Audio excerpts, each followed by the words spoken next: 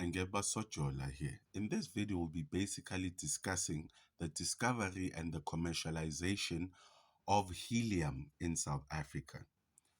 Basically, the story of helium in South Africa is the story of a company known as Rengen, right? Rengen is the first company in South Africa to supply liquid helium and liquid natural gas, right? So the company Rengen came in around the 2010s, right, to drill for the possibility of discovering helium, right? They were licensed to drill over an area of 187,000 hectares, right, which basically spanned about 3 towns in the province known as Free State. The first town was Virginia, right? When Regent drilled in Virginia, they discovered that there is a potential of 7.2 billion cubic feet of helium, right?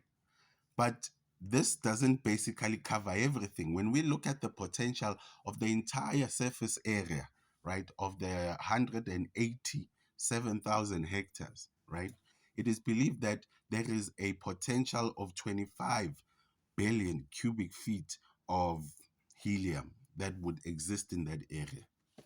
Now, when it comes to helium, you find helium together with natural gas, but you find it in different concentrations, right? When we look at the concentration, the global average of the concentration of helium in natural gas, it would be around about 1%. When we look at Qatar, right, the concentration of helium in their own natural gas, it's about 0.01% to about 0.4% in terms of concentration of helium. When we look at another example of the states, for instance, the states' levels of concentration of helium in their own gas fields is about 0.3% to about 2.7%, right, concentration. When we look at the levels of concentration which were actually found in Free State, Virginia to be specific, you could actually find holes that had a concentration of about 11-12%. That is quite a very high existence of helium, right? Now, when we look at the average amount of helium concentration in the Free State gas fields, it would be standing at about 3.4%. So that's quite a high percentage of helium that can be sourced from the gas fields of South Africa in the Free State.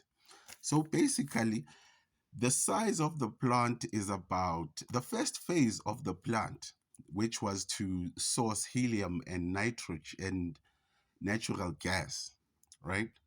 Basically, costed about 400,000, and it was able to basically pump 10,000 gigajoules of liquid natural gas, right, per day. And then they were able to supply about 5,000 kilograms of helium per day. But this project has an extension known as the phase two. This phase two will expand the helium gas supply to about 680 tons a day, and will expand the supply